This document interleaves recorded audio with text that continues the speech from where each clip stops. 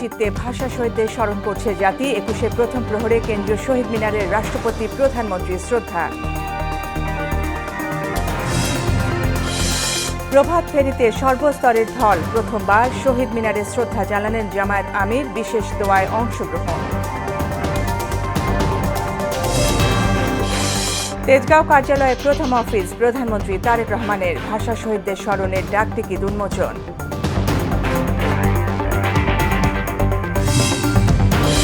এবং শুল্ক নীতি বাতিলে সুপ্রিম কোর্টের রায়ে ক্ষুব্ধ ট্রাম্প, বিকল্প ক্ষমতা প্রয়োগের ঘোষণা। গাজা পুনর্গঠনে সেনা পাঠাচ্ছে ৫ দেশ।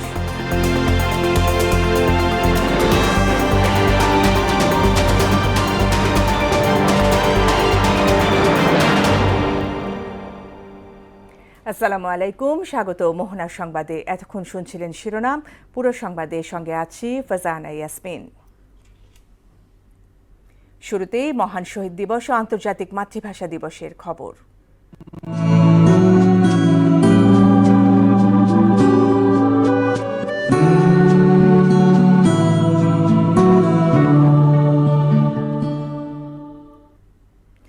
২১শে প্রথম প্রহরে ভাষা আন্দোলনের শহীদদের প্রতি শ্রদ্ধা জানিয়েছেন রাষ্ট্রপতি মোহাম্মদ শাহাবুদ্দিন ও প্রধানমন্ত্রী তারেক রহমান।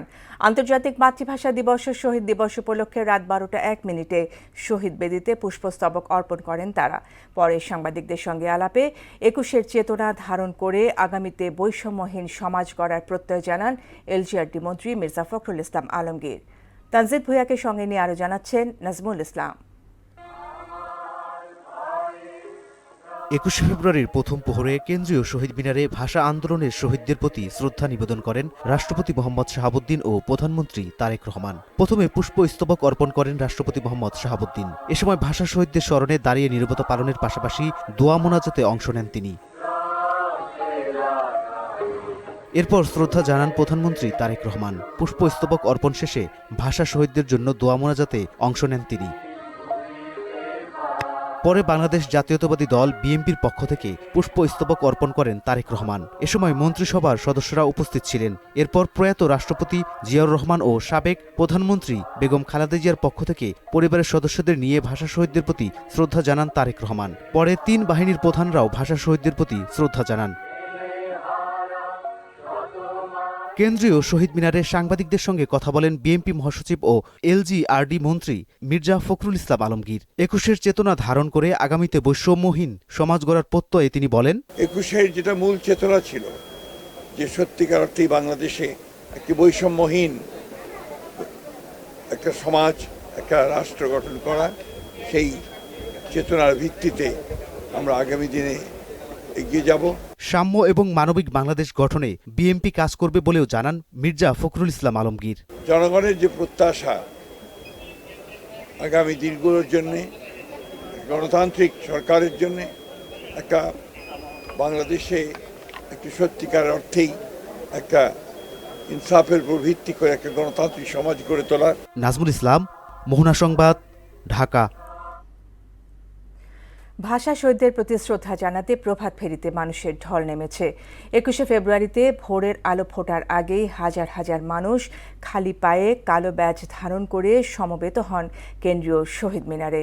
সর্বস্তরে বাংলার প্রচলন সহ ভাষার মর্যাদাকে সমুন্নত রাখতে সরকারকে পদক্ষেপ নেওয়ার আহ্বান জানায় সাধারণ মানুষ।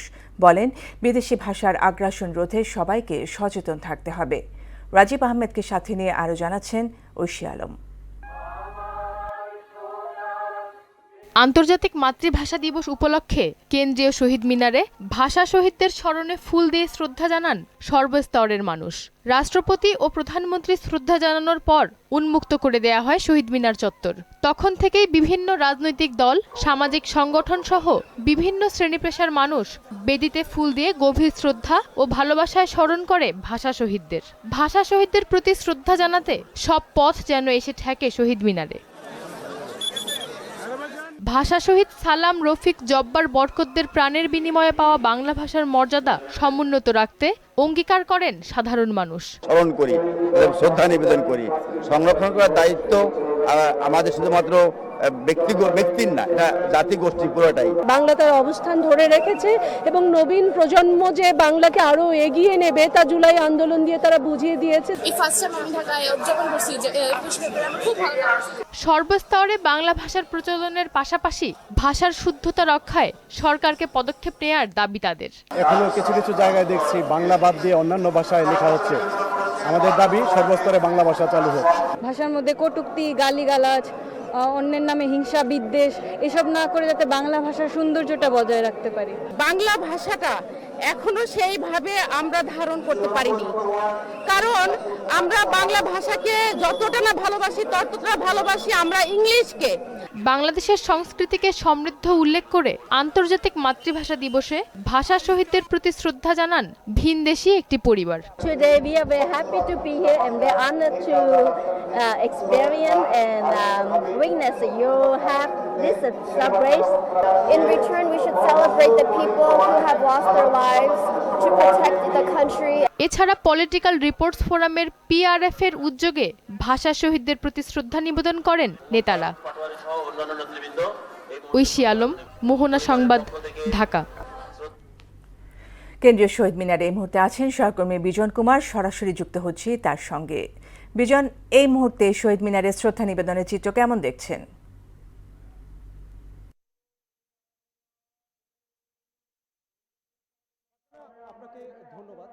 সকাল থেকেই রাজধানীর কেন্দ্রীয় শহীদ মিনারে অবস্থান করছি এবং এখানে সকালের যে চিত্রটি আমরা লক্ষ্য করেছি যে এখানে আপনার হলো যে আপামর যে জনতা, বিভিন্ন রাজনৈতিক সংগঠন, একই সঙ্গে আপনার হলো যে বিভিন্ন শিক্ষা প্রতিষ্ঠানগুলো রয়েছে, সেই শিক্ষা প্রতিষ্ঠানগুলো তারা তাদের শ্রদ্ধাঞ্জলি এখানে নিবেদন করেছেন। আমার পিছনের চিত্রটি একটু যদি আপনাকে দেখানোর চেষ্টা করি তাহলে আপনি লক্ষ্য করবেন যে এখনো কিন্তু যে জনস্রোত সেটি কিন্তু এখনো বিদ্যমান, অর্থাৎ বিভিন্ন রাজনৈতিক সংগঠনগুলো এরই মধ্যে শেষ হলেও এখন পর্যন্ত পরিবার পরিজন নিয়ে কিন্তু অনেকেই আসছেন এবং তারা তাদের শ্রদ্ধাঞ্জলি নিবেদন করছেন।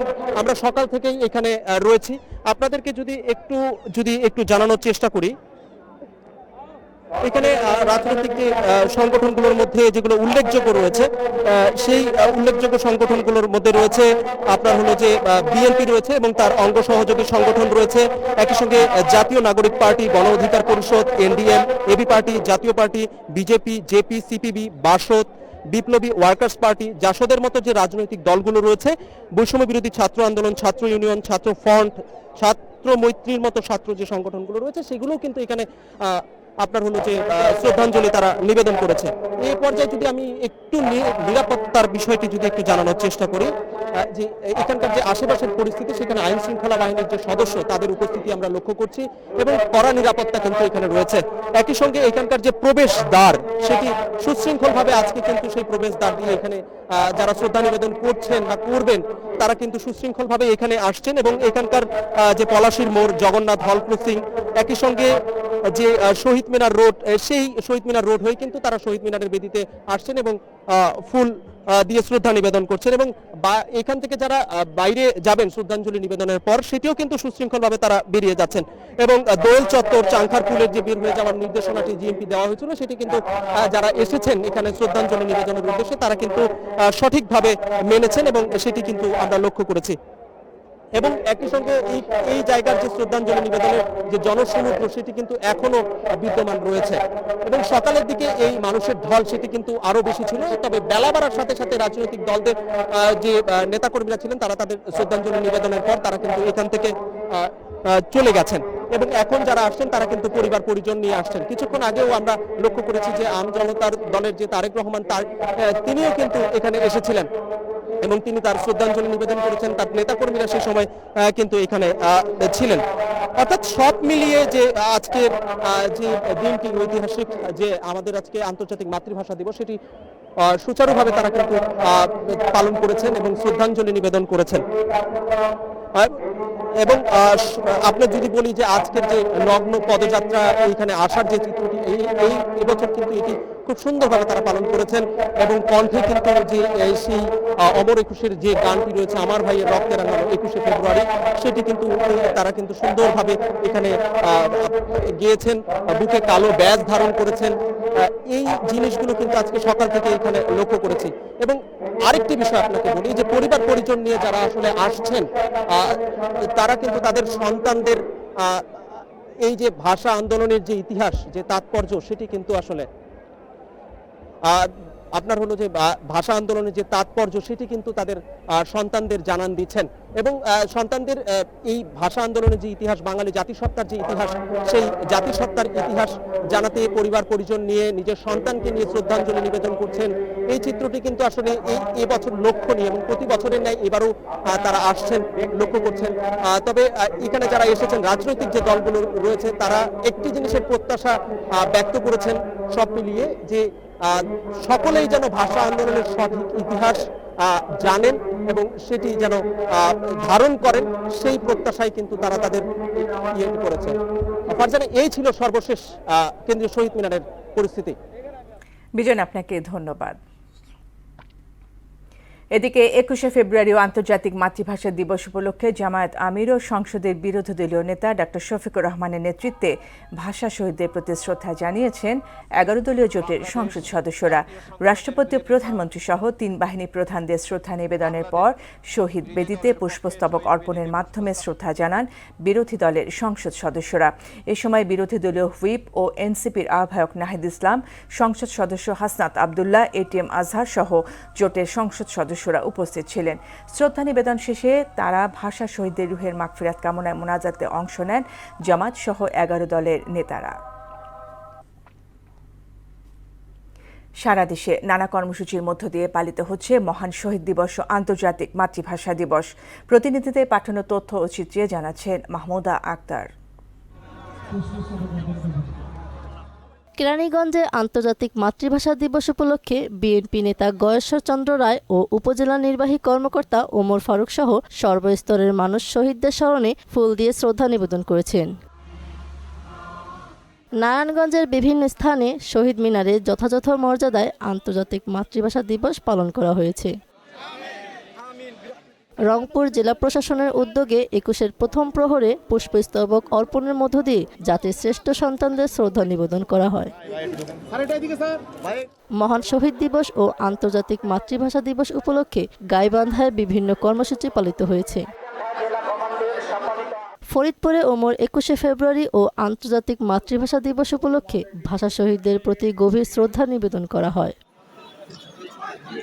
নাটোরের গুরুদাসপুরে মহান শহীদ দিবস ও আন্তর্জাতিক মাতৃভাষা দিবসে কেন্দ্রীয় শহীদ মিনারে পুষ্পস্তবক অর্পণ করা হয়। দিবসটি ঘিরে প্রথম প্রহরে জামালপুরে কেন্দ্রীয় শহীদ মিনারে পুষ্পস্তবক অর্পণ করেন সংসদ সদস্য অ্যাডভোকেট শাহ মোহাম্মদ ওয়ারেস আলী মামুন। টাঙ্গাইলে মহান শহীদ দিবস ও আন্তর্জাতিক মাতৃভাষা দিবস পালিত হয়েছে। এতে প্রধান অতিথি হিসেবে উপস্থিত ছিলেন কৃষি, খাদ্য, মৎস্য ও প্রাণী সম্পদ প্রতিমন্ত্রী সুলতান সালাউদ্দিন টুকু। নওগাঁয় বিভিন্ন কর্মসূচির মধ্য দিয়ে শহীদ দিবস ও আন্তর্জাতিক মাতৃভাষা দিবস পালিত হয়েছে। ফেনীতে যথাযোগ্য মর্যাদায় মহান শহীদ দিবস ও আন্তর্জাতিক মাতৃভাষা দিবস পালিত হয়। যথাযোগ্য মর্যাদায় কিশোরগঞ্জে পালিত হল ওমর 21শে ফেব্রুয়ারি মহান শহীদ দিবস ও আন্তর্জাতিক মাতৃভাষা দিবস। শ্রদ্ধা, ভালোবাসা আর আবেগঘন পরিবেশের মধ্য দিয়ে দিনাজপুরের পার্বতীপুরে পালিত হয়েছে আন্তর্জাতিক মাতৃভাষা দিবস। নরসিংদীতে যথাযথ মর্যাদায় সর্বস্তরের শ্রদ্ধা ও ভালোবাসায় পালিত হল মহান শহীদ দিবস ও আন্তর্জাতিক মাতৃভাষা দিবস। মহান শহীদ দিবস ও আন্তর্জাতিক মাতৃভাষা দিবস উপলক্ষে জয়পুরহাটে প্রথম প্রহরে ভাষা শহীদদের পুষ্পস্তবক অর্পণ করেন জনপ্রশাসন প্রতিমন্ত্রী আব্দুল বারী। ময়মনসিংহে মহান শহীদ দিবস ও আন্তর্জাতিক মাতৃভাষা দিবস উপলক্ষে রাত 12:01 পুষ্পার্ঘ্য অর্পণ করেন বিভাগীয় কমিশনার সদর আসনের সংসদ সদস্য আবু ওয়াহাব আকন্দ সহ সর্বস্তরের মানুষ। বাগেরহাটে দিবসটি উপলক্ষে প্রথম প্রহরে কেন্দ্রীয় শহীদ মিনারে পুষ্পস্তবক অর্পণ করেন নবনির্বাচিত সংসদ সদস্য শেখ মঞ্জুরুল হক রাহাত। আন্তর্জাতিক মাতৃভাষা দিবসের প্রথম প্রহরে মেহেরপুরের জেলা প্রশাসক ডক্টর সৈয়দ এনামুল কবিরের নেতৃত্বে শহীদের প্রতি শ্রদ্ধা নিবেদন করা হয়। মানিকগঞ্জে ২১-এর প্রথম প্রহরে ফুল দিয়ে ভাষা শহীদদের প্রতি শ্রদ্ধা জানিয়েছেন জেলা প্রশাসক সহ বিভিন্ন রাজনৈতিক সামাজিক সংগঠনের নেতৃবৃন্দরা। বরিশালের বাকেরগঞ্জে মহান শহীদ দিবস ও আন্তর্জাতিক মাতৃভাষা দিবসের প্রথম প্রহরে ভাষা শহীদদের প্রতি গভীর শ্রদ্ধা জানান নবনির্বাচিত সংসদ সদস্য আবুল হোসেন খান সহ অনেকেই। মাহমুদা আক্তার, মোহনা সংবাদ।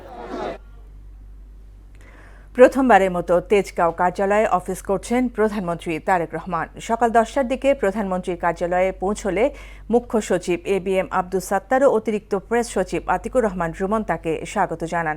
কার্যালয়ের কর্মকর্তা কর্মচারীদের সঙ্গে কুশলাদি বিনিময় করেন তারেক রহমান। এরপর প্রধানমন্ত্রী তারেক রহমানের মহান শহীদ দিবস ও আন্তর্জাতিক মাতৃভাষা দিবস 2026 উপলক্ষে একটি স্মারক ডাক টিকিট উন্মোচন করেন।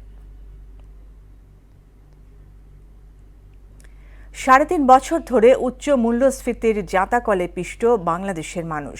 ঘন ঘন রাজনৈতিক পট পরিবর্তনে বিপর্যস্ত হয়েছে অর্থনীতি। ফলে নিত্যপণ্যের দাম চলে যায় সাধারণের ক্রয়সীমার বাইরে। তারপরও দুদিন আগে শুরু হওয়া রমজান ঘিরে শুরু হয়েছে ব্যবসায়ীদের মনোপলি। অর্থনীতিতে এমন নানা সংকটের মধ্যেই শাসন ক্ষমতায় এলো বিএনপি, গঠিত হলো নতুন সরকার। অর্থনীতিবিদ এবং রাজনৈতিক বিশ্লেষকরা বলছেন 8.5% বেশি মূল্যস্ফীতি মোকাবেলা সত্যি চ্যালেঞ্জিং। আরও জানাচ্ছেন উষা ফেরদৌস। টানা 3 মাস দেশে মূল্যস্ফীতি বেড়েছে। গত জানুয়ারিতে সার্বিক মূল্যস্ফীতি বেড়ে দাঁড়ায় 8.58%। গত ডিসেম্বর ও নভেম্বরেও ছিল মূল্যস্ফীতির ঊর্ধ্বমুখিতা। ফলে মধ্যবিত্ত ও সীমিত আয়ের মানুষের ওপর চাপ আরও বাড়ল। আর রমজান উপলক্ষে বাড়তি চাহিদার সুযোগ কাজে লাগিয়ে কিছু ব্যবসায়ী পণ্যের দাম বাড়িয়ে দেন। নির্বাচনী ডামাডোলে মেয়াদের শেষের দিকে বাজার ব্যবস্থাপনায় তেমন মনোযোগ ছিল না অন্তর্বর্তী সরকারের, যার প্রভাব পড়েছে রমজানের বাজারে। রোজার সময় তো উচিত আরো সবকিছুর দাম কমে যাওয়া এবং সব দ্রব্যমূল্য মানে সব কিছুর দাম বেড়ে যায়। তারা চিন্তা করে 11 মাস ব্যবসা করবো না 1 মাস ব্যবসা করবো। আমাদের দেশের সিন্ডিকেটটা চলে গেছে। সবকিছুই দ্রুত কিভাবে ঢেলে সাজানো যায় এই জন্য তারা কাজ করবেন এবং তাদের উপরে আমি প্রথম দিকে আশা রাখতেই চাই। তদবির, প্রক্রিয়া, দায়বদ্ধতা সব বন্ধ করতে হবে। তারপর 3-4 বছর ধরে অর্থনৈতিক এবং রাজনৈতিক অস্থিরতায় বিনিয়োগ কমেছে, থমকে আছে কর্মসংস্থানও, কমেছে আয়ের পরিমাণ। ফলে জীবন ধারণে কষ্টে আছেন দেশের বড় একটি অংশের মানুষ। এমন নানা চ্যালেঞ্জের মধ্যে যাত্রা শুরু বিএনপি গঠিত নতুন সরকারের। মূল্যস্ফীতি 3 থেকে 4 বছর যাবত আমরা উচ্চ মূল্যস্ফীতিতে ভুগছি। বিনিয়োগের অবস্থা যদি দেখেন তাহলে বিনিয়োগ তলানিতে গিয়েছে এবং বিগত অনেক বছর 16-17 বছরের চেয়ে পিছনে চলে গেছে। একইভাবে জিডিপি প্রবৃদ্ধির কথা যদি বলেন, একমাত্র কোভিড বাদে 3.97% প্রবৃদ্ধি অর্জন করা হয়েছে, সেটা বহু বছর আগে। অতএব সমস্ত দিক থেকে যখন এই অবস্থা, এখন আসলে বাংলাদেশের মানুষ, ব্যবসায়ী সবাই চাচ্ছে বাংলাদেশের অর্থনীতি কিভাবে ঘুরে দাঁড়াবে। দীর্ঘদিন মূল্যস্ফীতি ঘুরপাক খাচ্ছে 9 থেকে 10% মধ্যে। অর্থনৈতিক কাঠামো মজবুত করতে সংশ্লিষ্ট মন্ত্রণালয়গুলোকে সমন্বিতভাবে কাজ করার তাগিদ দেন রাজনৈতিক বিশ্লেষকরা। অর্থনৈতিক চ্যালেঞ্জগুলোকে মোকাবেলা করার জন্য একটি দক্ষ টিম লাগবে। ধরেন বাণিজ্য, অর্থ এবং পরিকল্পনা, এই 3টি মন্ত্রণালয়কে আসলে সমন্বিতভাবে কাজ করতে হবে। প্রায় 23 লাখ কোটি টাকার ঋণ মাথায় নিয়ে সরকার দায়িত্ব নিয়েছে। ইভেন গত 18 মাসের যে ইন্টারিম গভর্নমেন্ট ছিলেন, ওনারাও প্রায় 4 লাখ কোটি টাকা ঋণ করেছেন। তো এই ঋণের একটি বড় চাপ নিয়ে সরকার দায়িত্ব নিয়েছে। তবে দীর্ঘমেয়াদী ব্যবস্থাপনায় হাত দেওয়ার আগে রমজানে মানুষকে স্বস্তি দেওয়ার মতো পরিকল্পনা সাজানোর পরামর্শ দেন বিশেষজ্ঞরা। উষা ফেরদৌস, মোহনা সংবাদ, ঢাকা। গ্যাসের তীব্র সংকটে গাজীপুরের পোশাক শিল্প কারখানাগুলোতে উৎপাদন ব্যাহত হওয়ায় সময়মতো বিদেশি ক্রয়াদের সরবরাহ নিয়ে দুশ্চিন্তায় শিল্প মালিকরা। আর শ্রমিকদের মধ্যে বাড়ছে সময়মতো বেতন না পাওয়া ও চাকরি হারানোর শঙ্কা। শিল্প টিকিয়ে রাখতে অগ্রাধিকার ভিত্তিতে জ্বালানি সরবরাহের দাবি জানিয়েছেন সংশ্লিষ্টরা। তারিকুল জুয়েলের প্রতিবেদন, জানাচ্ছেন আফরিন পপি। কয়েক মাস আগেও বাড়তি রপ্তানি আদেশে চাঙ্গা ছিল দেশের তৈরি পোশাক শিল্প, কিন্তু চলমান গ্যাসের চাপ কমে আসায় ধীরে ধীরে থমকে যাচ্ছে উৎপাদন। গ্যাস না পেলেও বিল দিতে হচ্ছে পুরোটাই। সব মিলে সময়মতো রপ্তানি নিশ্চিত করা নিয়ে দেখা দিয়েছে বড় ধরনের অনিশ্চয়তা। ওভারঅল 2 মাস, 1.5 মাস হলে এমন প্রকট ধারণ করেছে যেটা আমাদের বর্তমানে এখন ফ্যাক্টরি চালু রাখাই আমাদের জন্য কষ্ট। ম্যাক্সিমাম অলরেডি আমার একটা ফ্লোর আমরা টোটালটা বন্ধ। গ্যাসের সংকটে ঘন্টার পর ঘন্টা অলস সময় কাটাতে হচ্ছে শ্রমিকদের। তাতে সময় মতো বেতন পাওয়া ও চাকরি হারানোর ভয়ে শ্রমিকরা। বর্তমানে আমাদের ফ্যাক্টরিতে গ্যাসের সমস্যার কারণে আমাদের প্রোডাকশন অনেক কমে গেছে, উৎপাদন দিতে পারতেছি না, যার কারণে কোম্পানিও ক্ষতিগ্রস্ত, আমরাও খুব টেনশনে আছি। কখনো ছুটি দিয়ে দেয়, আবার বসে থাকি, কাজ বন্ধ থাকে। গ্যাসের সংকটের কারণে আরো অন্যান্য ফ্লোরেও মানে লাইন আস্তে আস্তে এক করে বন্ধ হয়ে যাওয়ার অবস্থা, যায় অবস্থা। বেতন ঠিক মতো পাবো কি পাবো না সেটা আমরা জানি না। আমরা চাই গ্যাসটা যেন ভালোভাবে সাপ্লাই হয়, আমরা যেন কাজ কাম করতে সুবিধা হয়। দ্রুত অগ্রাধিকার ভিত্তিতে গ্যাস ও বিদ্যুৎ সরবরাহ নিশ্চিত করা গেলে এই সংকট কাটিয়ে ওঠা সম্ভব বলছেন সংশ্লিষ্টরা। আমাদের উৎপাদন মেশিনারিজ চালাতে পারছি না, আমাদের প্রোডাক্টিভিটি 50% নিচে নেমে গেছে। তো আমরা আশা করব যে সংশ্লিষ্ট কর্তৃপক্ষ গ্যাস সরবরাহ স্বাভাবিক করার ব্যাপারে প্রয়োজনীয় পদক্ষেপ নেবে। যদিও কিছুদিনের মধ্যেই গ্যাসের চাপ বাড়বে, সবকিছু স্বাভাবিক হবে বলে জানায় তিতাস গ্যাস কর্তৃপক্ষ। না, এটা তো মাঝে মধ্যে হয়, কারণ ওই আমাদের মূল সাপ্লাই লাইনে যদি কম থাকে গ্রিড লাইনে, তখন একটু ভেরিয়েশন হয়। এটা তো কোনো এক্সট্রা কোনো বিষয়। এভাবে চলতে থাকলে রপ্তানি খাত মারাত্মকভাবে ক্ষতিগ্রস্ত হওয়া সহ ঝুঁকিতে পড়তে পারে পুরো শিল্প খাত। আফরিন পপি, মোহনা সংবাদ। আবারও আন্তর্জাতিক। বিশ্বজুড়ে যথাযথ সম্মান ও মর্যাদার সাথে পালিত হচ্ছে আন্তর্জাতিক মাতৃভাষা দিবস। দিবসটি উপলক্ষে ঢাকায় নিযুক্ত মার্কিন রাষ্ট্রদূত ব্রেন ক্রিস্টেনসেন এক ভিডিও বার্তায় বাংলা ভাষায় শুভেচ্ছা বার্তা আমেরিকার পক্ষ থেকে মাতৃভাষা দিবসে তিনি বাংলাদেশের মানুষের সাথে সংহতি জানান। আন্তর্জাতিক মাতৃভাষা দিবস উপলক্ষে প্যারিসে অবস্থিত ইউনেস্কো সদর দপ্তরে আয়োজিত অনুষ্ঠানে মাতৃভাষা সংরক্ষণ ও বহু ভাষাবাদ প্রসারে বিশেষ কার্যক্রম গ্রহণের ঘোষণা দেওয়া হয়েছে। পর্তুগালে বাংলাদেশ দূতাবাসের উদ্যোগে এবং প্রবাসী বাংলাদেশিদের স্বতঃস্ফূর্ত অংশগ্রহণে আয়োজন করা হয় এক অনুষ্ঠান। রাশিয়ার উফা শহরে বসবাসরত বাংলাদেশি শিক্ষার্থীরা যথাযোগ্য মর্যাদা ও উৎসাহের মধ্য দিয়ে আন্তর্জাতিক মাতৃভাষা দিবস পালন করেছেন। খেলার খবর, ক্রিকেট। টি-20 বিশ্বকাপে সুপার 8-এর ম্যাচে পাকিস্তানের বিপক্ষে সন্ধ্যায় মাঠে নামছে নিউজিল্যান্ড। কলম্বোর প্রেমাদাসা স্টেডিয়ামে ম্যাচ শুরু সন্ধ্যা 7:30টায়। গ্রুপ এ থেকে 4 ম্যাচে 3 জয়ে সুপার 8 নিশ্চিত করে পাকিস্তান। অন্যদিকে সমান 4 ম্যাচে 3 জয়ে সুপার 8-এ ওঠেন নিউজিল্যান্ড। তাই এই ম্যাচে জয় দিয়ে সেমিফাইনালের দৌড়ে এগিয়ে থাকতে দুই দলই মরিয়া থাকবে। এর আগে টি-20 ক্রিকেটে দুই দলের 49 বারের দেখায় পাকিস্তান জিতেছে 24টিতে এবং নিউজিল্যান্ডের জয় 23টিতে। 3 মাস পর আন্তর্জাতিক ক্রিকেটে ফিরছে বাংলাদেশ। 3 ম্যাচে ওয়ানডে সিরিজ খেলতে 9 মার্চ ঢাকায় পা রাখবে পাকিস্তান ক্রিকেট দল। আগামী 11, 13 ও 15 মার্চ সব ম্যাচ হবে মিরপুর শের বাংলা ক্রিকেট স্টেডিয়ামে। শুক্রবার এক সংবাদ বিজ্ঞপ্তিতে বাংলাদেশ ক্রিকেট বোর্ড এই তথ্য নিশ্চিত করে। এর সিরিজতে ওয়ানডে বিশ্বকাপে সরাসরি জায়গা করে নেয়ার মিশন শুরু করবে বাংলাদেশ। বিশ্বকাপে সরাসরি জায়গা করতে আগামী বছর 31 মার্চের মধ্যে র্যাঙ্কিংয়ে সেরা 9-এ থাকতে হবে।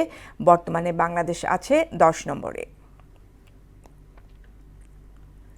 ইংল্যান্ড লিগ দ্য 100-এর ড্রাফটে এবার নাম লেখালেন বাংলাদেশের 23 ক্রিকেটার।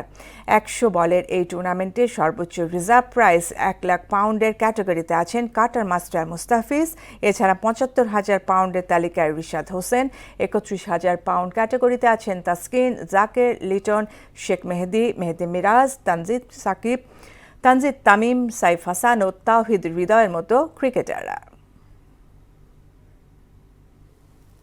শেষ করব মোহনা সংবাদ, যাবার আগে শিরোনামগুলো আরও একবার।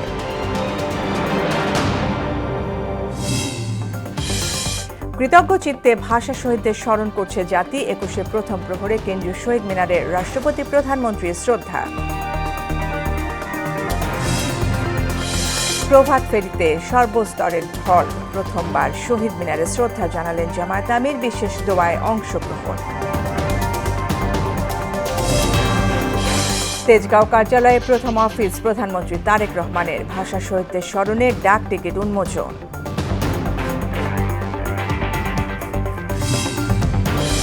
এবং শুল্ক নীতি বাতিলে সুপ্রিম কোর্টের রায়ে ক্ষুব্ধ ট্রাম্প। বিকল্প ক্ষমতা প্রয়োগের ঘোষণা। গাজা পুনর্গঠনে সেনা পাঠাচ্ছে 5 দেশ।